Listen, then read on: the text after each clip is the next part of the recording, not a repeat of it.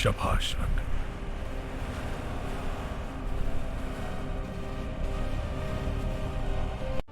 ఇన్ని రోజులు ఈ రౌడీని ఎవరు ఓడించలేదు. నువ్వు ఓడించావురే. ఇకపై నువ్వు మా కోటలో ఉండాలి. నీకు ఏం కావాలన్నా నన్నడుగు. నిన్ను ఎవరు ఆపరు.